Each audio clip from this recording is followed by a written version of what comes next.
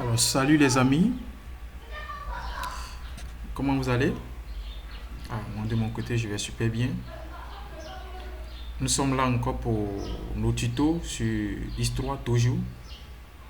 Alors, pour ceux qui aiment Histoire, pour ceux qui aiment Crystal Report, vous êtes les bienvenus sur ma page. N'oubliez pas d'aimer ma page pour bénéficier de plusieurs tutos gratuits sur Histoire et Crystal Report. Laissez vos questions en commentaire. Laissez vos avis en commentaire. Laissez vos observations en commentaire pour me permettre de m'améliorer, de répondre également à vos besoins, de vous aider à progresser dans la formation de Histoire. Et les amis, on y va. On se connecte sur Histoire. Pour ceux qui ont regardé l'une de mes vidéos, j'ai signifié qu'il y a plusieurs personnes, plusieurs amis qui ont signifié dans les commentaires qu'ils veulent que je fasse quelques tutos sur V6. Raison pour laquelle les amis, encore ce tuto va porter sur la version 6 de Histoire. J'ai déjà fait une vidéo sur la création des requêtes, mais ça concernait l'option requêteur. Et je vous avais dit que dans cette vidéo, il y a trois manières de créer les requêtes sur Histoire. Il y a l'option requêteur, l'option requêteur SQL et l'option requêteur graphique. Ce que nous avons fait dans la vidéo passée était l'option requêteur. Aujourd'hui, nous allons faire la création des requêtes avec l'option graphique. Mais avant cela, je vais relever je vais répondre à une question de l'un de mes abonnés qui m'a dit: après la création des requêtes, comment est-ce que les utilisateurs qui n'ont pas la main pour créer les requêtes pourront exécuter cette requête? Alors c'est très simple. Histoire à tout planifier. Alors d'abord, je rappelle que c'est dans ce menu paramétrage, exploitation, impression et requêteur que nous avons créé notre requête qui s'appelle YRQTE, liste commande achat. Alors, dès que vous avez fini de créer la requête, vous prenez le code et les amis, vous envoyez ce code là à celui qui vous a demandé de créer la requête. Dès qu'il a le code, pour l'exécuter, puisque lui n'aura pas accès à cet écran. Cet écran concerne vraiment les administrateurs, ceux qui ont la main pour créer les requêtes, les informaticiens ou autres. Lui, il aura cette option dans son profil. Pour l'exécuter, il viendra là dans impression, visualisation de requêtes. C'est ici qu'on exécute les requêtes. On choisit là et nous allons exécuter notre requête avec cette fonction. Ici, on renseigne le code de notre requête. Nous avons ici toutes les requêtes qui ont été écrites. Que ce soit l'option requêteur SQL ou requêteur graphique. Notre code c'est YRQ.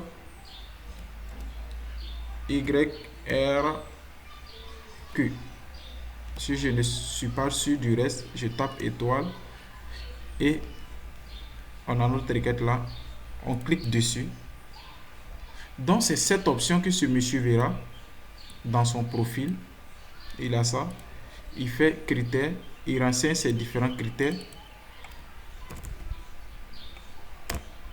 Et il fait OK. Alors, il pourra maintenant exécuter sa requête et exporter sur le résultat. Exporter le résultat dans un fichier Excel ou CSV. Donc, j'espère que celui qui m'avait posé cette question est satisfait de ma réponse. Alors, revenons à nos moutons, les amis, qui concerne la création de requêtes avec l'option requêteur graphique, qu'on appelle souvent les requêtes graphiques. Toujours dans notre menu paramétrage, exploitation, impression et requêteur graphique. Nous allons créer toujours une requête qui affiche les demandes d'achat. Pour vous montrer que quelle que soit l'option, on a le même résultat quand c'est bien fait. On fait nouveau.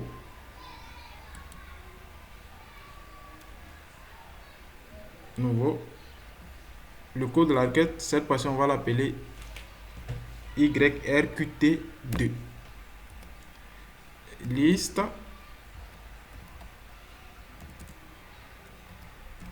commande achat. On active et ici nous avons plusieurs options là. Vous voyez là, les icônes, ce sont des options. Quand on met la souris sur une icône, il nous affiche un message. Ajouter une table. Ajouter un champ de type expression. Afficher les codes. Ça va. Donc nous allons ajouter une table, la table des demandes d'achat. On clique sur l'icône là et file sur les tables. Notre table, la table des demandes, c'est P order. On choisit P order et il dépose la table là. Graphique, pourquoi? Parce que ici on a vraiment les tables bien dessinées. Graphique. Dès que c'est fait, dans cette table, nous allons prendre les champs qui nous intéressent, qu'on veut les voir afficher, le numéro. Donc les amis, vous mettez la souris sur le numéro et là vous maintenez, vous glissez, vous déposez juste en bas là. Ça c'est pour afficher le numéro. Le site de commande. Vous mettez la souris, vous glissez, vous déposez là. Nous allons filtrer la date de commande.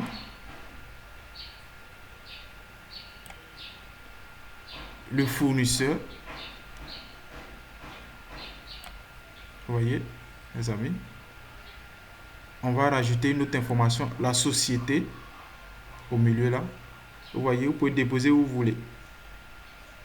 On décide de déposer là, juste après le numéro de commande, on dépose la société. Et les amis, on crée cette requête, on la valide pour être sûr qu'il n'y a pas d'erreur. Tout s'est bien passé. Nous allons faire quelques filtres. Pour faire les filtres, juste en bas de chaque champ, si vous voulez, chaque case, il y a des options là, des icônes. Là, si vous mettez une souris, permet de trier la zone. Ascendant, tri, ainsi de suite. Ici, permet de faire un cumul. A, permet d'autoriser la saisie des bornes. Donc, si nous voulons faire, nous voulons faire le tri sur le numéro de commande, on choisit la lettre A. On active cela. Vous voyez, vous cliquez dessus, ça active ou désactive. Donc, on active. On va faire un filtre sur la société également. Filtre sur le site de commande. Ou soit on fait le filtre sur le site de commande. On laisse la société. Sur la demande. Sur le fournisseur si on veut. On enregistre et on valide. Nous allons exécuter notre requête pour voir si ça fonctionne bien déjà. Exécuter. On fait un critère. Il ramène les champs que nous avons sélectionnés dans le site de commande qui sera SKF. On fait OK les amis. Et vous voyez les numéros vous voyez toutes les commandes qui sont sur le site SKF. La société s'appelle SEK, Société Eric Cassi. Nous allons ajouter les articles qui ont été commandés ainsi que les quantités et les prix nets. Donc, pour avoir les articles se trouvent dans la deuxième table des commandes d'achat, qui est la table P Order P. Ça va? Alors, on choisit l'option Ajouter une nouvelle table. On fait clic droit sur Code, P Order étoile P. Dans cette table, nous avons l'article. Les amis, vous remarquez quelque chose, c'est que dès l'ajout de la table, le système établit directement un lien entre les deux, entre le numéro de commande là et le numéro de commande là. Alors, comment est-ce que le système fait? Le système vérifie dans les tables que vous ajoutez s'il y a à partir de plusieurs tables. Il vérifie les tables dans lesquelles se trouvent les mêmes champs. Il est libre pour vous par défaut. Mais là, vous avez toujours la possibilité soit cliquer dessus sur le lien, supprimer si vous n'êtes pas d'accord avec ce lien, ou soit changer le type de lien. Ici, nous sommes d'accord parce que ces deux tables-là, numéro de commande en tête et numéro de commande prix, sont liés par le numéro de commande. Et ça, ce sont des clés. Donc, on est d'accord avec le système. Donc, on garde ce lien. Nous allons choisir notre article là. On choisit notre article. Voilà. On met la souris, on glisse l'article. Nous allons choisir la désignation de l'article. Dépose là. Et ici, on a une petite flèche pour avancer. Nous allons choisir le prix net de l'article. Le prix net, le prix auquel nous avons acheté l'article. Ici, on a le prix brut. Nous allons chercher le prix net. Le prix net, là.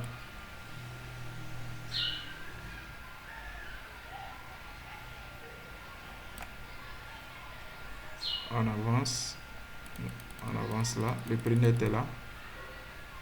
Alors, nous allons mettre la valeur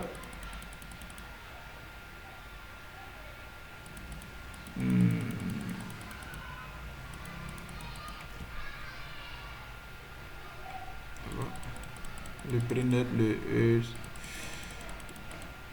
est-ce qu'on a besoin de la valeur de la commande?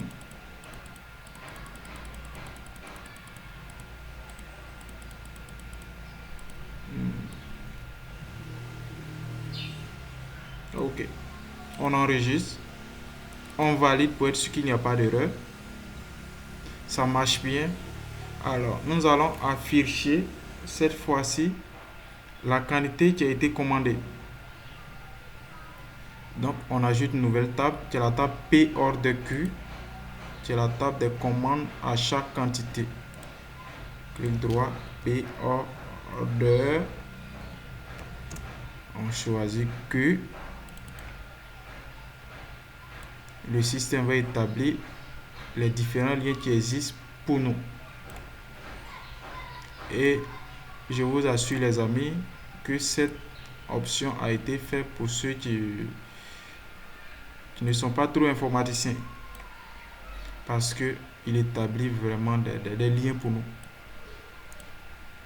La vie est facile en requête, en requêteur graphique avec Sage. Nous allons chercher le champ quantité.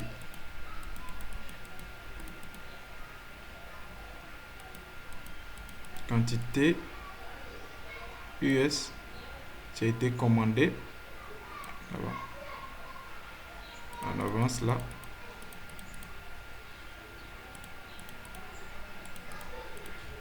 J'ai été commandé.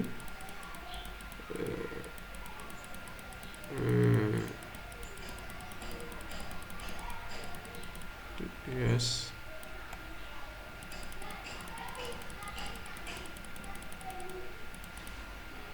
Et nous allons afficher le montant de la commande. Le montant de la commande.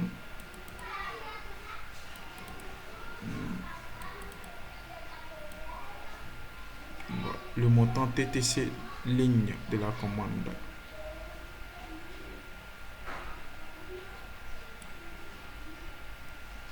Voilà, les amis.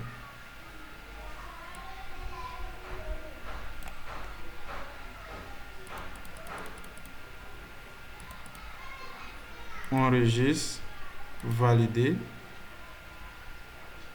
Et nous allons exécuter. Critères. Site SKF. On veut toutes les commandes, raison pour laquelle on ne met pas de date de commande. On veut toutes les commandes que le site SKF a effectuées.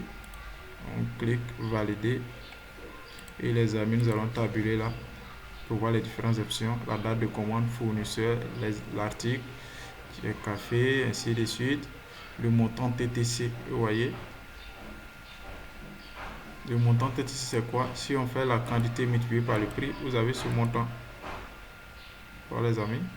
Alors, si vous décidez de ne plus afficher soit un champ, je prends un exemple, on décide de ne pas afficher la société. C'est cette option les amis, vous voyez le petit carreau.